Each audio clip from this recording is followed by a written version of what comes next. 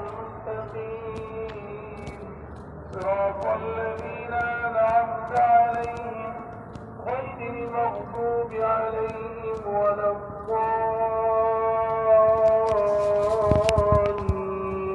الضالين.